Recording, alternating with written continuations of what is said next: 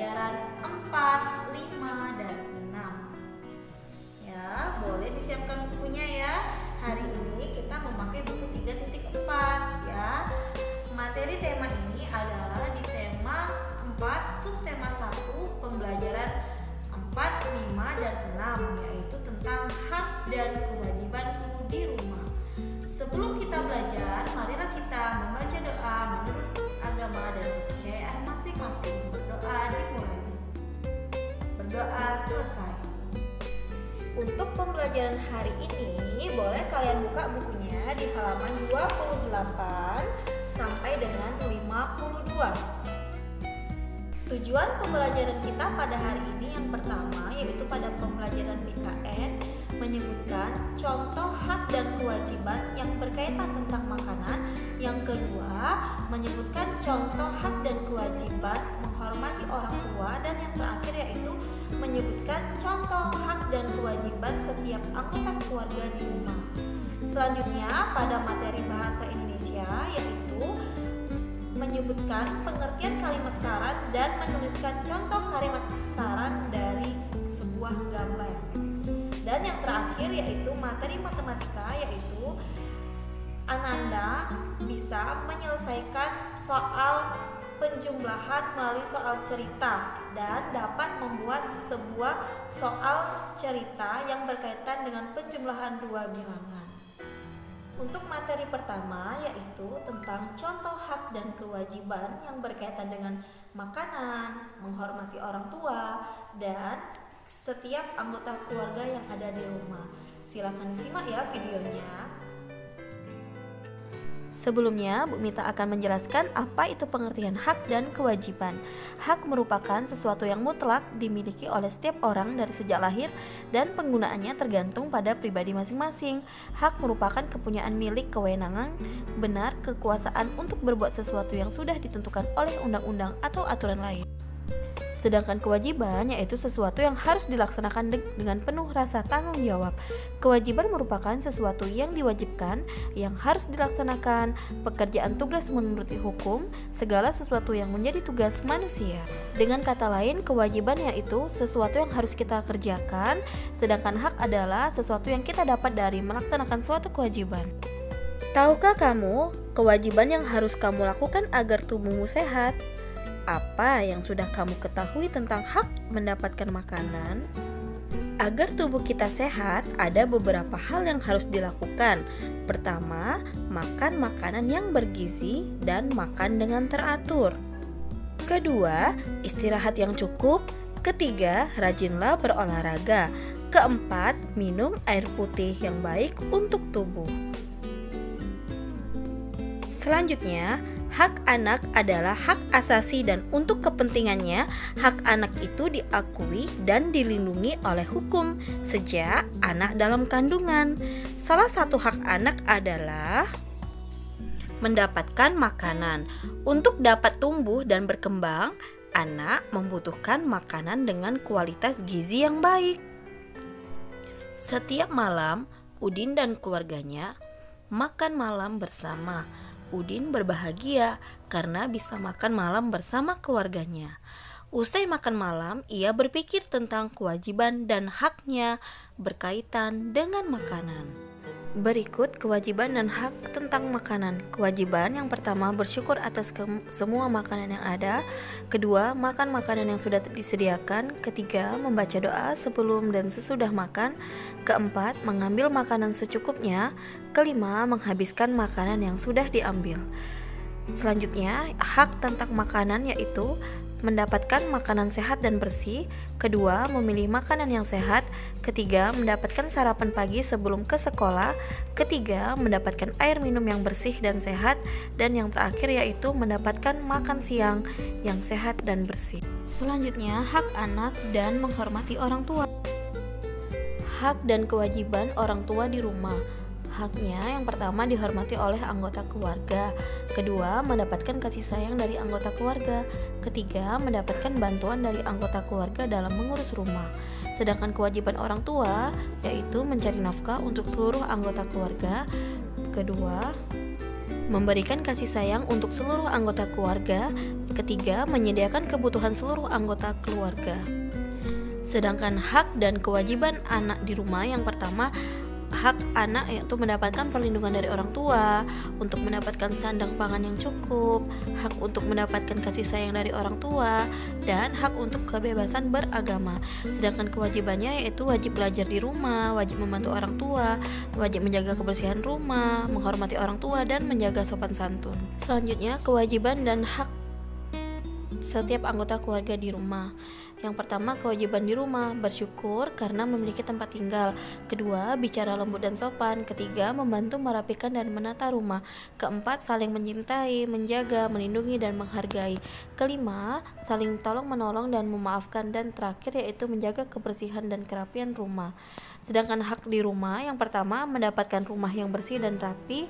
Kedua, dicintai, dijaga, dilindungi, dan dihargai. Ketiga, lakukan dengan lembut dan sopan. Keempat, mendapatkan tempat tinggal. Apakah kamu memiliki kewajiban atau hak lain di rumahmu? Kewajiban di rumah, pertama, langsung cuci alat makan yang digunakan. Kedua, meletakkan pakaian kotor di tempat yang telah disediakan. Ketiga, merapikan kamar setelah bangun tidur. Keempat, makan dan syukuri apa yang ada. Kelima, pakai dan syukuri apa yang ada. Keenam, saling menolong dan memaafkan. Hak di rumah, pertama, merasa aman dan terlindungi dari bencana alam. Kedua, dapat belajar dan beraktivitas dengan nyaman. Ketiga, dapat tumbuh dan berkembang dengan baik. Keempat, mendapatkan pendidikan dari kedua orang tua. Kelima, mendapatkan tempat bermain yang sesuai. Selanjutnya, materi bahasa Indonesia yaitu tentang kalimat saran. Ya, nanti kalian akan membuat kalimat saran yang berasal dari gambar yang telah disediakan. Selamat menyaksikan videonya. Apa itu kalimat saran? Kalimat saran adalah kalimat yang berisi pendapat, biasanya dalam bentuk solusi yang diajukan kepada seseorang tentang suatu masalah. Saat akan memberikan saran kepada teman atau orang lain, kita harus menggunakan bahasa yang sopan, sehingga orang lain tidak merasa tersakiti karena saran yang kita sampaikan.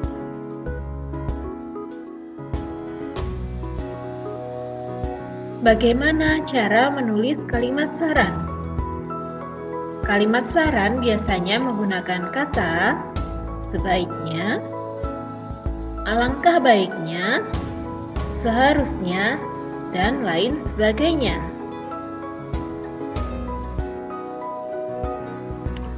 Berikut ini adalah contoh kalimat saran.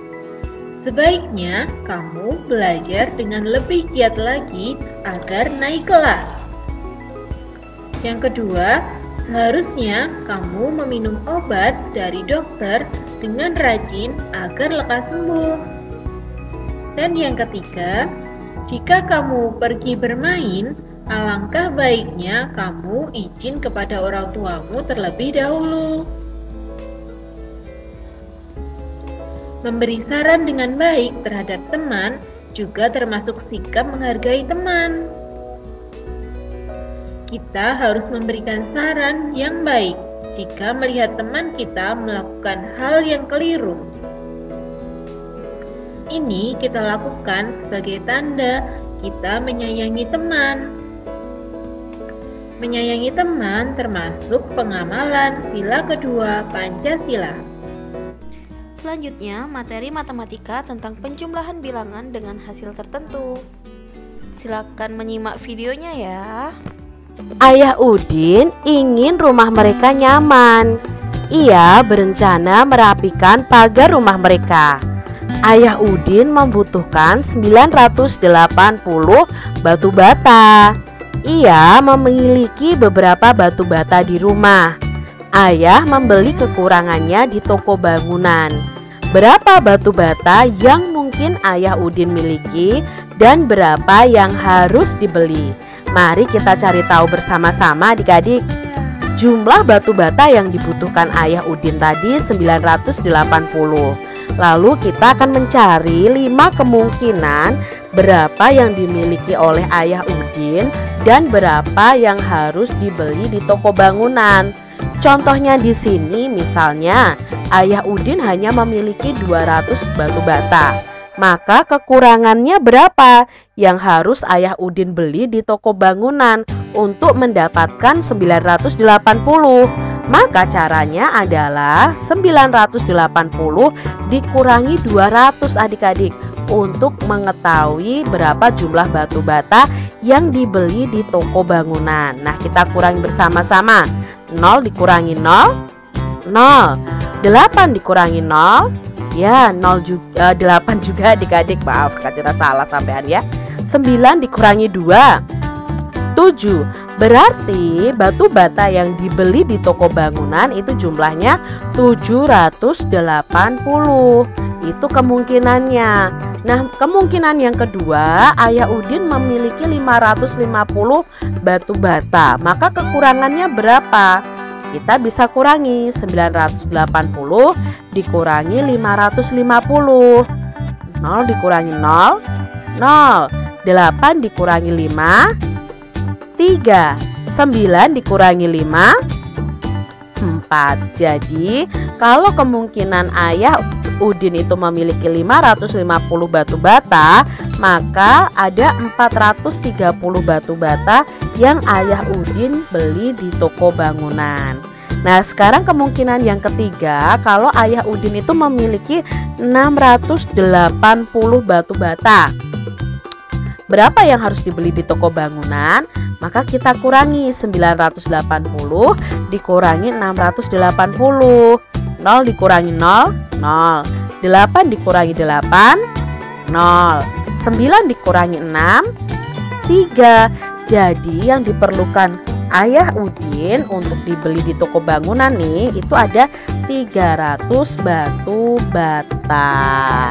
Nah, 2 kemungkinan berikutnya coba adik-adik kerjakan sendiri ya di buku tulis kalian masing-masing.